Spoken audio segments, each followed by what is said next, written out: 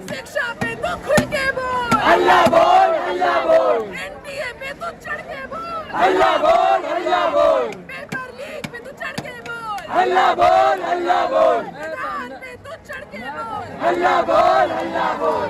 बोल साथी जोर से। चैतराम बैरवा। कहाँ से आए आप? सर मैं चैतराम बैरवा राजस्थान से, राष्ट्रीय कोर कमेटी सदस्य, आज़ाद समाज पार्टी कांसीराम। आज आप लोग जंतर मंतर पे आए हुए हैं, जिस तरीके से यहाँ पे ये प्रोटेस्ट चल रहा है उसके बारे में बताइए।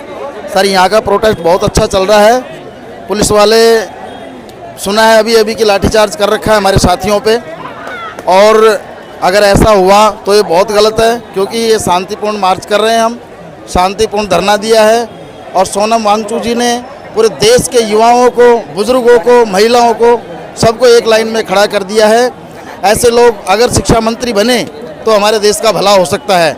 और धर्मेंद्र प्रधान जैसे जो हमारे बहुजन समाज के लोगों को, हमारे युवाओं को, हमारे बच्चों को कॉकरोच बोलते हैं, ऐसे नेताओं की हमें ज़रूरत नहीं है।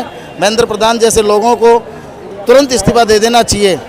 अभी पीछे भाई चंद्रशेखर आज़ाद जी ने कहा था कि ये कुर्सी है, आपका जनाजा नहीं है जो आप इसके ऊपर चिपक के बैठे हो, छोड़ दीजिए।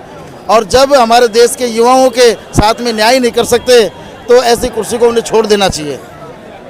क्या लग रहा है आप लोग जिस तरीके से प्रोटेस्ट चल रहा है, क्या ये होगा जो आप लोगों की मांगें पूरी करी जाएंगी? अगर हमारी मांगी पूरे नहीं होगी तो सोनम वांगचुक जी, हमारे अभयजीत दिपके जी, भाई चंद्रशेखर आज़ाद जी, हनुमान बेनीवाल जी, ऐसे बहुत सारे नेता हैं जो बहुजन समाज के हैं और जो बहुजन समाज की आवाज़ को बुलंद करते हैं, वो इसको चालू रखेंगे कंटिन्यू। और जब तक हमारे देश के युवाओं को न्याय नहीं मिलेगा, जब तक हम ये लड़ाई लड़ते रहेंगे। क्या नाम आपका? मेरा नाम नरेश मीरवाल है। क्या कहाँ से आए आप? मैं राजस्थान 200 से। क्या करते हैं आप? मैं लॉयर हूँ, LLB। जी। क्या ज़रूरत पड़ी आपको यहाँ पे प्रोटेस्ट में आज भाग लेने की?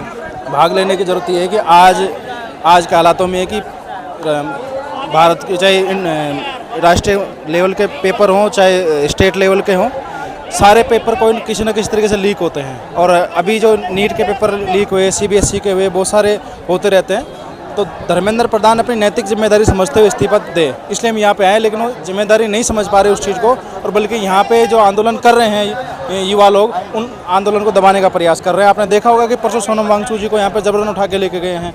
आज उनके विरोध में जब मार्च था संसद का, उसके लिए इतने सारे लोग आए हुए हैं। आप देख सकते हैं, आपने कवरेज भी किया होगा कि चारों तरफ कितने सारे लोग हैं।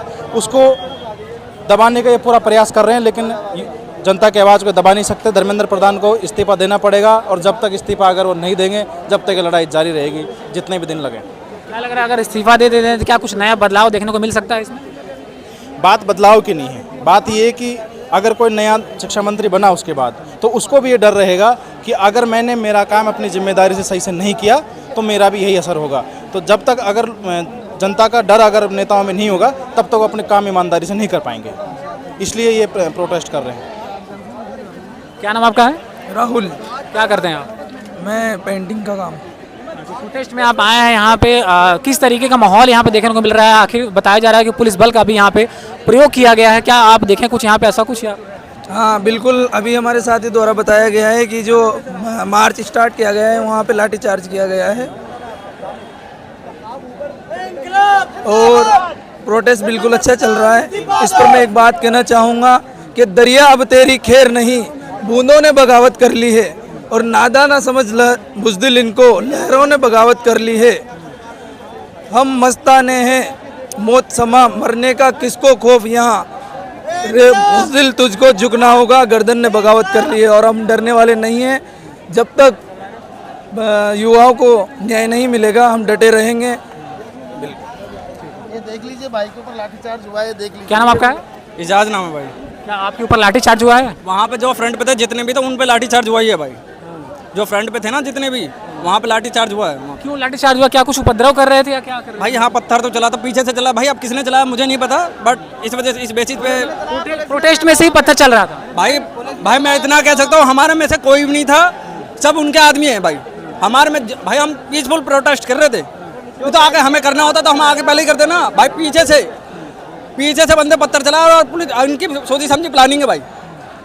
अब जिस तरह से ये लड़ चला रहे थे, इनको कुछ नहीं पता कि कहाँ लग रहा है, कैसे लग रहा है, मर रहा है नहीं मर रहा, बस उन्हें मारना है। बस माहौल खराब करने की कोशिश की जा रही है क्या? खराब करने की कोशिश की जा रही है भाई, पूरी खराब करने की कोशिश की जा रही है। उनको कोई मतलब नहीं है, डरिए मत, हम लोग आपके साथ। डरने वाली बात ही नहीं है। जो बात वहाँ हुआ मैं वही बता रहा हूँ मैं आपको। हम बीमार में आजाद समाज पार्टी के अभी आप लोग क्या करने वाले हैं आगे? किस तरह की देखो ये ये लोग पुलिस बल का प्रयोग भी कर रहे हैं। मेरा जो ओपिनियन है ना, अब मैं आपका दिल की ओपिनियन बताऊँ मैं, जब तक कोई मतलब नेता फ्रंट से आगे लीड नहीं करेगी ना, जब तक ये कुछ नहीं हो सकता। क्योंकि वो आगे से जाएगी तो पुलिस वाले 10 बार सोचेंगे लाठी चार्ज करने से पहले। अगर यूथ हम जा रहे तो वो लाठी चार्ज कर रहा है, यही फ्रंट पे अगर नेता कोई होता ना तो इतनी हिम्मत उन पे नहीं आती कि वो लाठी चार्ज करते। मैं आपकी अपनी दिल की बात बता रहा हूँ, क्योंकि मेरे पे जिस पे लाठी बजी है वो तो अब वो बताएगा ना कि हाँ भाई लाठी बजी है। चंद्रशेखर आजाद आए हुए हैं यहाँ पे मौके पे। जी आए हुए हैं, लेकिन मैं मेरा यही कहना चाह रहा हूँ, मेरा यही कंसर्न है कि कोई भी नेता अगर फ्रंट पे होता तो आप ये यकीन मानिए कि पुलिस वाले लाठी चार्ज नहीं करते, क्योंकि उनको पता होता कि लाठी चार्ज यूँ ही नहीं कर सकते। अब देखो जैसे कि हम सब है, अब यहाँ से कोई पीछे से किसी पत्थर कर दिया, हो सकता है कि भाई कोई और हो कि दूसरे का सपोर्टर इतने पत्थर छोड़ उनका इतना लाठी चार्ज कर दिया, स्टार्ट कर दिया। क्या नाम आपका? मेरा नाम उमेद है, मैं राजस्थान से हूँ, दौसा जिले से। आप लोग ये प्रोटेस्ट में आज हिस्सा लिए हैं, जिस तरीके का माहौल यहाँ पे चल रहा है, बताया जा रहा है पत्थरबाजी भी हुई है, उसमें उसको लेकर के लाठी भी चार्ज हुई है, पुलिस बल का प्रयोग भी किया जा रहा है, क्या कहना चाहेंगे? देखो जो सरकार की नीतियाँ है, आप सब लोगों को पता है, इस देश के जो युवा हैं इसी देश के नागरिक हैं, ये सब पढ़े लिखे लोग हैं, सब मजदूर किसान के बेटे हैं।